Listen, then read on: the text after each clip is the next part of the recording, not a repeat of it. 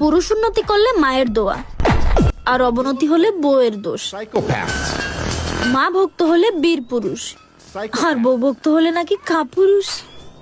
কলা গাছে কলা ধরে আর ডাব গাছে ধরে ডাব। এদের মতো সুদানিজিদের দেখলে মনে হয় আমি ধরে ধরে দেই ঠাপ। বৃষ্টি পরে টাপুর টুপুর কোমরে বিছা লাগিয়ে। এদের মতো সুদানিজিরা যখন নর্তকী হয়ে নাচে তখন পুরাই জোনাকি কর্মীদের মতো লাগে। ওকে ফাইন, মা বাবার পায়ের নিচে সন্তানের জান্নাত। আর সেই সন্তান যদি মা বাবার ভক্ত না হয়ে বোকাচন্দ্র বউয়ের ভক্ত হয়, তাহলে তো ওই সন্তানের জীবনই বরবাদ।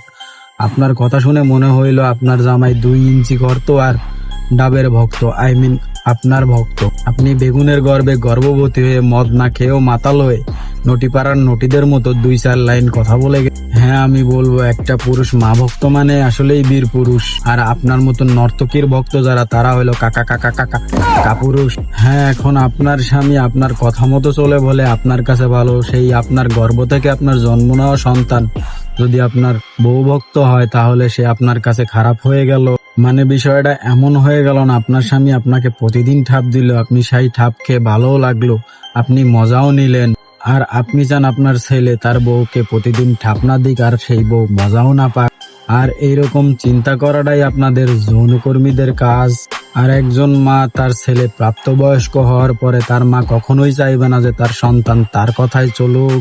আর একজন আদর্শ মায়ের শিক্ষিত মেয়ের কখনোই চাইবে না যে তার স্বামী তার কথায় উঠা বসা করুক বা তার মতো করে চলুক। আমার কাছে তো আমার মা আগে, তারপরে তো বউ। তুই বউ যদি আমার মাকে ভালো না লাগে, তাহলে কাবিনের টাকা নিয়ে অন্য লাঙের পিছনে ছোট।